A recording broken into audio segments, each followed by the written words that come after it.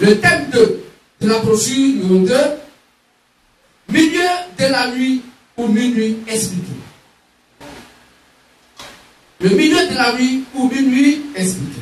Que se bénisse. Amen. Ce thème a été donc prêché par le grand maître béni Jésus le Christ.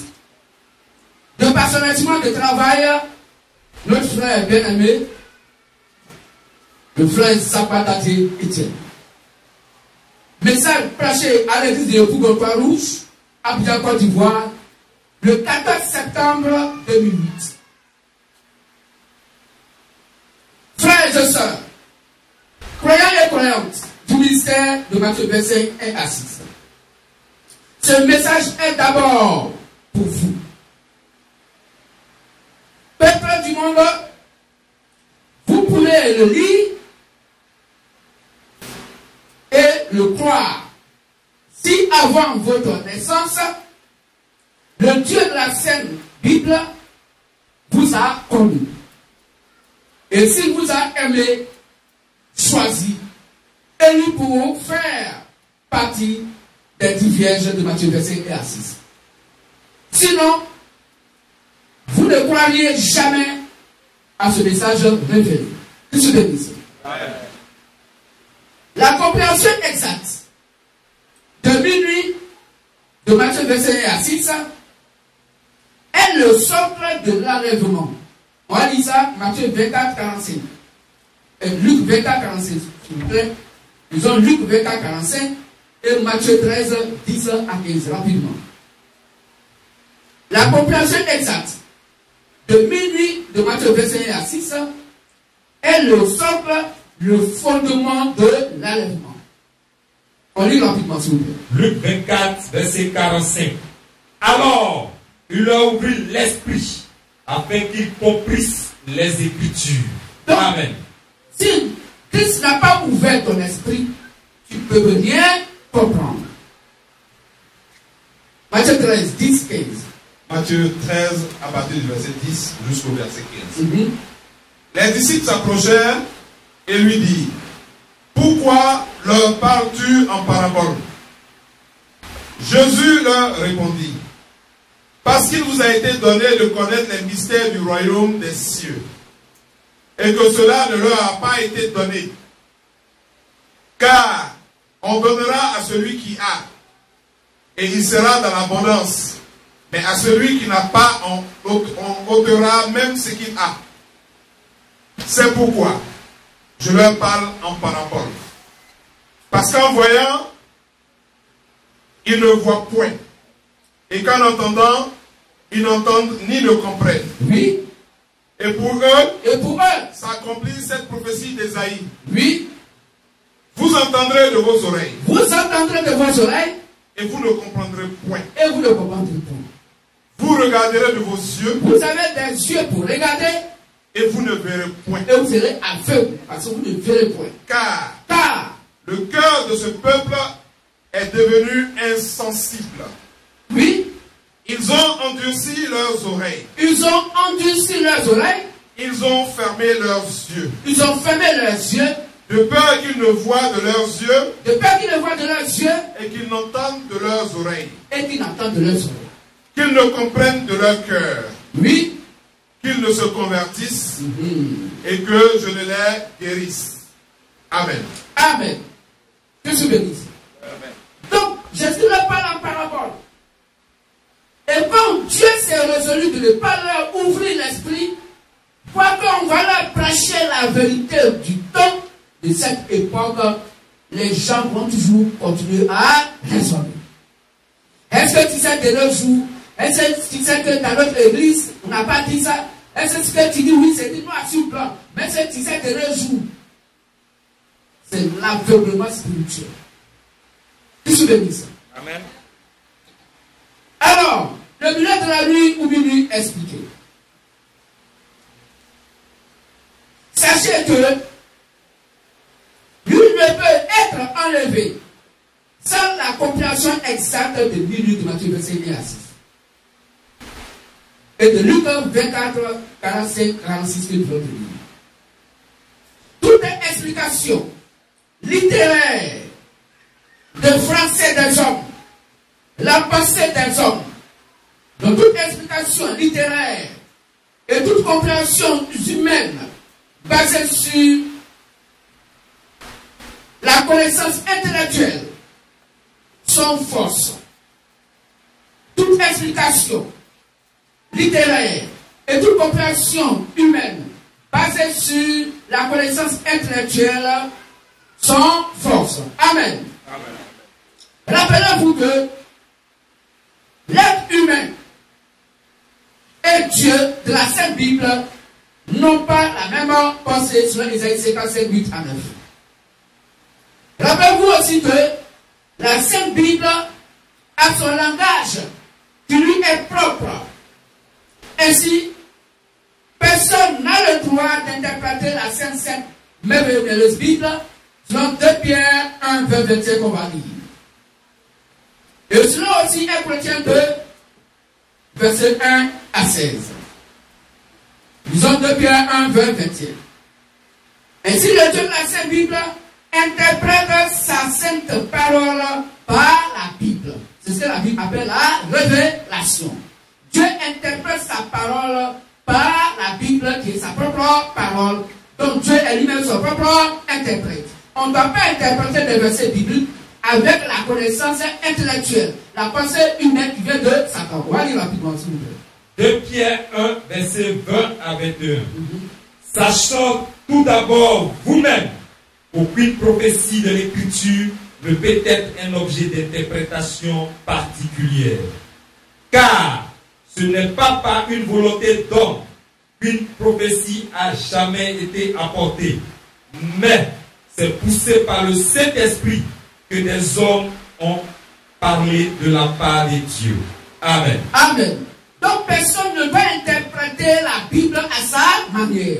La compréhension de la Bible va être exactement ce qui est écrit noir sur blanc dans la Bible, qui va être la compréhension exacte de la Bible. Personne ne va lire la Bible et la comprendre à sa manière. Un exemple. Il y a des gens qui disent que pour adorer Dieu, il ne porte pas chaussures.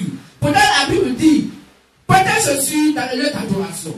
Car Pierre lui-même, à qui les gens ont enlevé donc les chaussures pour le mettre en prison, là je lui dis porte tes sandales et suis-moi. Tu sais béni ça. Or, j'ai mis 2 versets qui disent que les gens qui ne portent pas chaussures pour adorer Dieu, ils avaient un Dieu étranger. Vous pouvez dire ça à la maison. C'est bien écrit noir sur blanc que toute personne qui adore Dieu sans porter chaussures adore Satan, qui est un Dieu étranger.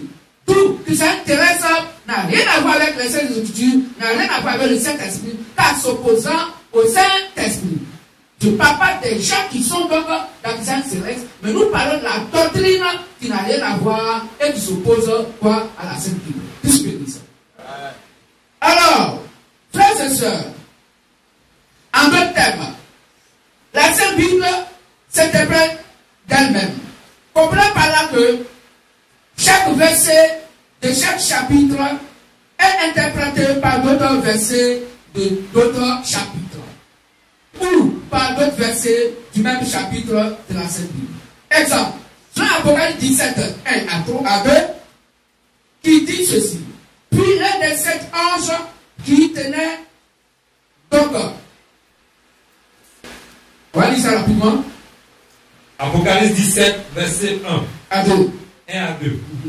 Puis un des 7 anges qui tenait les 7 coupes vaines, et il m'adressa la parole. Et il m'adresse la parole en disant, et il dit à Jean, viens, je te montrerai le jugement de la grande prostituée qui est assise sur les grandes eaux. Ok. C'est avec elle que les rois de la terre se sont livrés à l'impudicité. Ok. Et c'est du vin de son impudicité que les habitants de la terre se sont enivrés. Amen. Amen. Alors, les eaux sur laquelle la prostituée est assise, c'est quoi? Littéralement, les gens diront que c'est la mer. Ils vont dire que c'est la lagune. On dit la prostituée est assise sur des grandes eaux. Et une prostituée, donc c'est une femme. Or, la Bible dit que la femme s'appelle l'Église. Cela faisait 5, 22, 23. 11, après verset 2 à 3, la femme, la fiancée, c'est l'église. Donc ici, ce n'est pas une femme littérale qu'on connaît. Mais la Bible parle d'une église qui est assise sur des grandes eaux. Les eaux sur laquelle la personne est assise, c'est quoi? On va lire ça dans Acte 17, verset 15. Pour qu'on puisse comprendre Dieu dans son interprétation véritable. Lisons rapidement. Apocalypse 17, le verset 15. Et il me dit, les eaux que tu as vues, sur lesquelles la prostituée était assise, ce sont des peuples. Ce sont des peuples, donc ça n'a rien à voir avec la mer. Même Méditerranée et aussi Atlantique, non. Ce sont des peuples. Des poules. Des poules, encore des êtres humains.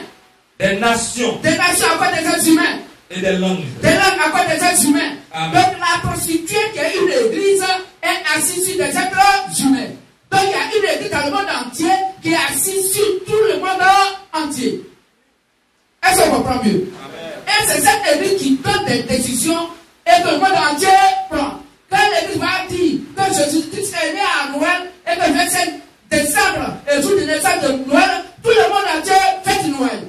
Sauf nous. Sauf nous un peu. Voilà comment cette église catholique romaine est assise sur le monde entier qui est le monde de Satan. Sauf nous. C'est pourquoi nous faisons comprendre que quand la Bible parle, il faut la Bible pour s'expliquer elle-même. Ainsi tu auras compris Dieu. Sinon, si tu penses que c'est une prostituée, qu'une femme qui est assise sur les grands eaux, comment une femme peut s'asseoir sur les grands eaux à la fois? Or, la doctrine catholique romaine, quand elle dit que voici que dans ce monde entier, dans la liturgie de dimanche, c'est la même liturgie dans le monde entier. Voilà comment elle est assise sur les grands eaux. Pourtant, chaque assemblée d'église catholique dans une localité différente n'a pas les mêmes problèmes dans une autre localité. Et c'est le prédicateur de l'assemblée de l'église qui sait ce dont les âmes de son peuple a besoin. Et qui va préparer la nourriture de son peuple. Mais quand le pape va dire qu'on doit faire homélie sur Jean 14, dans le monde entier, c'est Jean 14. Voici comment la conseillère est assise sur la dogue des grands sauts. Le monde de Satan. Qu'est-ce que l'église? On peut accompagner notre Dieu. Comprenez que nous ne sommes comme personne, mais nous disons exactement ce qui est noir sur blanc. C'est pourquoi ils ont dit que Marie, c'est elle qui a été enlevée. Et la Bible dit dans Acte 19 que la déesse Diane, le dieu éphésien, donc, qui est donc un démon, le monde entier l'adore. Les catholiques romains amènent les gens à adorer Marie, faisant croire que c'est Marie, femme de Joseph, de par laquelle le Seigneur Jésus-Christ est sorti. C'est faux. Il vous faut adorer la déesse Diane, le dieu des Éphésiens. Ce dieu contre qui Paul a parlé, pour dire le dieu fait de maître d'homme n'est pas le véritable réel Dieu. Ici, bénisse. Voilà comment les catholiques romains font encore asseoir les gens sur une doctrine, une fausse doctrine, et il va donner le monde entier donc, à adorer cette fausse doctrine. C'est eux qui ont envoyé donc, la fausse adoration concernant Saint-Valentin. Valentin n'est pas saint. Il n'est pas saint, il est mort. On ne sait pas qui il est. Mais c'est un démon vous fait adorer. Il suffit seulement de mettre le mot saint qui vient de Dieu. Le reste, il ajoute pour lui. Et vous allez prendre bonne combinaison de ce qui vient de Dieu et de Satan. Or, ce qu'on ajoute à la vérité vient du mensonge. Matthieu 5, 37. Que vos parents soient oui, oui, non et non. Ce qu'on ajoute vient du malin. Donc, qui qu'on fait fête de Saint-Valentin, cette personne adore Satan sans le savoir. Voilà comment. Donc, cette prostituée est assise sur les grandes eaux. Elle a inventé les fêtes de mer. Aujourd'hui, vous êtes dans les fêtes de mer. La prostituée est encore assise sur les grandes eaux. Est-ce qu'on comprend mieux? On peut accorder le Seigneur Jésus-Christ. Donc, toute décision que cette prostituée va prendre, le monde entier va prendre, la France va prendre, l'Amérique va prendre, et tous ces dogmes-là, et tout ça, ils vont prendre. N'oubliez pas que la Bible dit que toutes les donations religieuses qui existent sont les filles de l'Église catholique romaine. Le temps vient où elles vont demander pardon à leur mère pour dire maman, oui, on a été des enfants de toi, mais on vient de là vers toi parce qu'on doit donc aller contre le MVM. On va aller vers contre le MVM. Oui.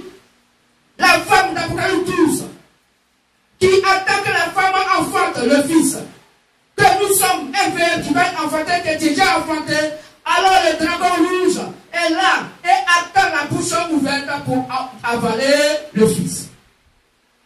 Le temps arrive et le temps est déjà venu. Mes frères et sœurs, vivons la satisfaction de l'évangile. Prenons l'évangile de notre Dieu en compte. Laissons Dieu grandir en nous jusqu'à ce que nous soyons à la perfection de ce qui est derrière Dieu. Et que notre homme intérieur soit changé et notre homme extérieur soit changé pour que nous puissions aller à l'enlèvement. Car quand donc tous ces dogmes avec leur mère, la prostituée, va vouloir donc détruire le MVM, l'enlèvement va avoir lieu. Car la Bible dit, tu ne feras pas du mal à l'huile et au vin. Dieu, véritable la Sainte Bible, l'époux ne prend pas faire du mal à l'épouse. Quand il va venir dans sa vengeance, il faut que l'épouse soit déjà enlevée. Nous serons déjà enlevés, étant dans les seins, faisant le mariage avec le véritable et réel Dieu. Et Dieu viendra donc dans sa colère pour détruire l'humanité. C'est ce qu'il a dit dans Ésaïe 61. Un jour de grâce, ce jour est manifesté aujourd'hui. Quand vous attendez l'évangile, n'agissez pas vos cœurs. Entrez dans la bergerie de Dieu. Parce que Dieu viendra dans sa vengeance. La Troisième Guerre mondiale est là. La Quatrième Guerre mondiale vient. Mais l'épouse, elle sera la plus heureuse. Parce qu'elle va être servie. Oui, servie par donc les serviteurs du Seigneur Jésus-Christ. Que vous bénisse. Amen. Que vous bénisse. Amen. Les textes sont finis, frères et sœurs. Donc c'est pourquoi nous vous disons qu'il faudrait que vous compreniez mieux qu'est-ce que c'est minute de Matthieu 25 à 6. Si vous n'avez pas compris ce que c'est Matthieu 25 à 6, ça va être difficile à votre âme de comprendre la suite des choses. Que Dieu bénisse. Amen. Amen. Alors, frères et sœurs, voici. Retenons, au milieu de la nuit de Matthieu 25 à 6, nous savons tous et toutes que le milieu de la nuit, c'est minuit. C'est ce que chacun de nous sait. Les gens pensent que le Dieu parle de minuit vers 4 heures. Non. C'est pas minuit vers 4 heures. Non. Parce que la Bible dit que de deux personnes qui seront au champ, elle sera enlevée et l'autre va rester sur la terre. Or, on va au champ quand? Le jour ou la nuit? On va au champ quand? Peuple. C'est pas pendant le jour. C'est pas Jésus dit. Au moment où il fait jour, je fais l'œuvre de mon Père. Que Dieu bénisse. Amen. Alors, la Bible dit que de deux personnes qui sont donc dans un lit, elle va rester, elle sera prise. Quand on est dans le lit, on fait quoi? On dort. Quand on dort pendant le jour ou bien la nuit? Pendant la nuit. Donc, puisque l'enlèvement va avoir lieu le même jour, à la même seconde, comment Dieu peut-il prendre deux types de personnes à des temps différents, le jour et la nuit? Alors que l'enlèvement va avoir lieu le même jour, la même heure et à la même seconde. Mais Matthieu vient qu'à nous faire comprendre ici, et c'est bien clair, que de deux qui vont travailler au champ, il y a un qui sera enlevé, l'autre sera pris. La nuit, il y a l'autre qui sera enlevé, l'autre sera pris. Pourtant, l'enlèvement va avoir lieu le même jour, à la même seconde. Donc ici, notre Dieu ne parle pas du jour, donc physique, et de la nuit physique. Il ne parle pas de fusion horaire, physique qu'on connaît, minuit 24 heures, non. Est-ce qu'on comprend mieux? Non, c'est pas ça. Mais le milieu de la nuit, c'est au milieu des ténèbres. Parce que Dieu appela le jour, donc la lumière jour, et il appela les ténèbres nuit. Que Dieu bénisse. Et Dieu sépare la lumière avec les ténèbres. Amen. Que Dieu bénisse. Amen. Donc, Matthieu 25 à 6, le minuit au milieu de la nuit, ça veut dire quoi? Au milieu des ténèbres. C'est pas Jésus Christ, quand il est né, il dit la lumière est dans les ténèbres, dans le point reçu. Dans les ténèbres, veut dire simplement que quoi? C'est des gens qui ont une doctrine qui n'a rien à voir avec la doctrine véritable et réelle Dieu. Amen. Ou donc des gens vont adorer Dieu avec la pensée humaine. Ils vont adorer Dieu avec le commandement humain. Ils vont adorer Dieu avec la tradition humaine. Ils vont adorer Dieu avec la philosophie humaine. Or, toute pensée humaine est satanique selon Matthieu 16, 23. Que se bénisse. C'est ça Dieu appelle la nuit. Au milieu de la nuit, c'est-à-dire au milieu du mensonge. Où des gens adorent Satan sans le savoir. Quand la Bible dit, baptiser et enseigner, elle dit non, on va faire un coup de base, coup de catimina, coup de baptême avant de baptiser. La Bible dit, nous sommes au milieu de la nuit, au milieu du mensonge. Parce que la vérité de la parole de Dieu, c'est parce que la parole de Dieu a dit. Qu'est-ce que je dis? Amen. Est-ce qu'on comprend mieux? Amen. Donc minuit c'est quoi? Minuit c'est une époque. C'est un temps où des gens vont adorer Dieu en dehors de la volonté parfaite et possible de Dieu, en dehors des saintes écritures, en dehors de la doctrine des apôtres Seigneur Jésus-Christ. Toute adoration où des gens vont s'opposer à ce que la Bible a dit et les apôtres ont prêché, la Bible dit il est minuit. Qu'est-ce que je dis ça? Amen. Voici le minuit de Dieu. Quand quelqu'un baptise un nouveau-né, alors que la Bible dit que le baptême est un engagement de bonne conscience envers Dieu. Selon 2 Pierre 3, c'est ça? 1 Pierre 3, 21. Le baptême est un engagement de bonne conscience envers Dieu. Marc 5, 15 à 16 dit que celui qui croira et qui s'est baptisé sera sauvé. Mais le nouveau-né là, il a cru en quoi? Que l'engagement il a pris donc auprès de Dieu et on le baptise. Et malheureusement encore un type de baptême qui se fait en mode shampoing. Un baptême en mode shampoing. Où on prend de l'eau et puis on verse sur la tête de l'enfant. Or le baptême veut dire mourir avec Christ et ressusciter avec Christ. Mais si c'est sa tête là, on a versé l'eau là-dessus. Et tout le reste du corps, l'eau n'a pas enterré ça là. Ce corps là est le corps du péché. Donc quand il va aller au paradis, il y a une partie donc qui va au paradis et il y a une partie qui va à l'enfer. C'est quel baptême? La Bible appelle ça un baptême bâtard. Un baptême bâtard. Qui n'est ni reconnu par le Père, ni reconnu par le Fils, ni reconnu par le Saint-Esprit. Un baptême de la seconde crucifixion de la part de Dieu dans les cœurs des hommes et des femmes. Ils tuent encore la parole de Dieu de leur part. Parce qu'ils sont la manifestation du minuit. Ils sont les ténèbres de cette époque. Minuit, c'est la fausse adoration qui n'a rien à voir avec la doctrine des apôtres. Qu'est-ce que je dis ça? On peut accaber le Dieu la Sainte. Qu'est-ce que je dis ça? Donc la lampe qui était allumée, la lampe était la parole de Dieu. Les 10 vierges avaient les lampes qui étaient éteintes. Et quand donc la voix a tonné, alors elles sont réveillées, elles ont allumé leur lampe. Les folles, leur lampe était éteinte, mais les sages, leur lampe était allumée. Et c'est celles qui avaient leur lampe allumée, c'est eux que le pouvoir a pris pour rentrer, pour faire donc le mariage des noces. Qu'est-ce que je dis? Donc frère, voici le minuit expliqué. Nous le vivons aujourd'hui. Et il est devenu encore plus dense au temps de la Odyssée. Où les gens vont faire croire donc à leurs fidèles qu'ils sont sauvés, pourtant c'est faux. Pourquoi c'est faux? Parce qu'eux-mêmes là, ils sont allés faire une école de formation d'hommes de Dieu. Eux-mêmes là, ils sont allés dans des séminaires de prêtres pour apprendre à être prêtre. Comme Moïse était allé dans une école pour apprendre Dieu. Comme Jérémie était allé dans une école pour apprendre Dieu. Comme si Paul était allé dans une école pour apprendre Dieu. Mais maintenant Paul était chez Gamaliel. Mais oui, il était chez Gamaliel. Dans l'erreur. Mais Paul dit, avec du Saint-Esprit, dans Galates 1, 10 à 15, que l'évangile que je prêche, je n'ai pas reçu d'un être humain, mais par pure révélation de Jésus-Christ. Pourquoi? Parce que le Dieu de la Sainte Jésus-Christ a brûlé la théologie dans son cœur sur la route de Damas. Où il a rendu aveugle. Or, l'aveuglement veut dire, désormais, tu ne verras plus la théologie, mais tu me verras moi-même, car je me révélerai à toi. Et si on t'énote, va donc chez le frère Corneille. Quand tu allais chez Ananias, Ananias va te dire ce que tu dois faire. Il va te poser les mains. Et c'est en ce moment, je vais m'investir en toi et je te dirai ce pourquoi je t'ai préparé. Qu'est-ce que je dis? Donc, le minuit aujourd'hui, frères et sœurs, c'est le temps de la séduction, de la manipulation, de la fausse doctrine que les gens vous ont imposé dans vos lieux de prière.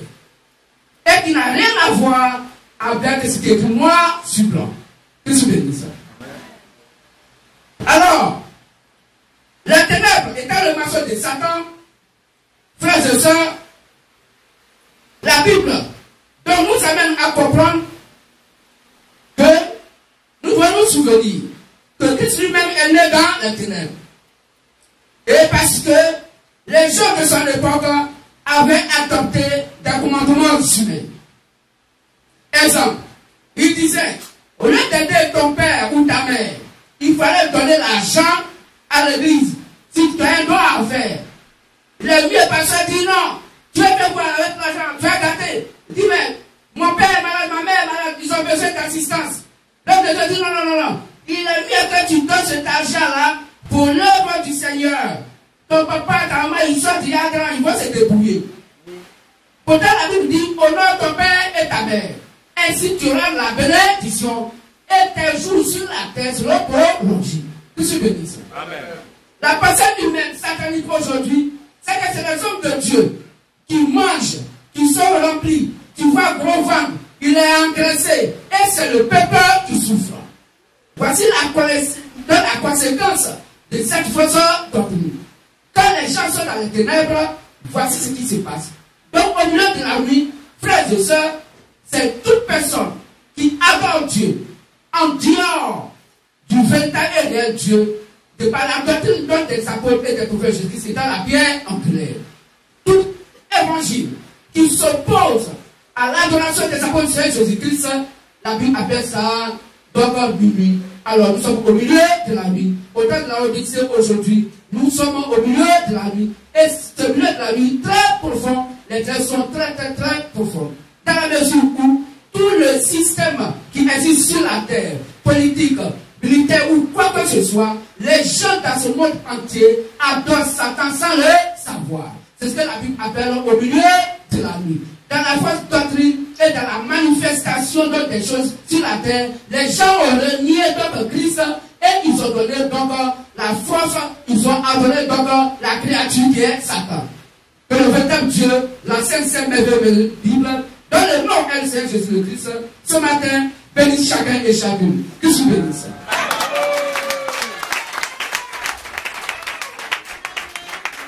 Que je bénisse. On a encore 5 minutes. Alors, il y a écouté l'évangile. Et il y a des frères et des soeurs qui voulaient accepter Christ par l'eau du baptême. Il n'y a rien à payer, c'est gratuit. Il n'y a rien à payer. Si ton cœur te dit que là où tu es, c'est la vérité absolue qui vient de ces Écritures, sans ajout et sans retrait, alors Dieu en toi va t'amener à accepter. Personne ne doit accepter l'eau du baptême parce que mon ami s'est baptisé, parce que tu as faim, parce que c'est moi, je suis la seule personne là qui reste ici, parce que tu as le temps. Non! Le baptême est un engagement de bonne conscience envers Dieu. Donc si tu as cru que c'est la vérité, Dieu va te pousser à accepter selon Jean 6, 44. Car le Père qui m'a envoyé, s'il ne t'a dit à moi, c'est Jésus-Christ, tu ne peux venir à moi. C'est écrit Jean 6, 44. Alors, s'il y a des frères et des sœurs qui veulent accepter l'eau du baptême, ils peuvent donc se lever, elles peuvent se lever, et le jour où ils veulent ou elles veulent donc se baptiser, on les baptise. Que Dieu bénisse. Que Dieu bénisse. On va se lever tous et toutes. Nous avons fini.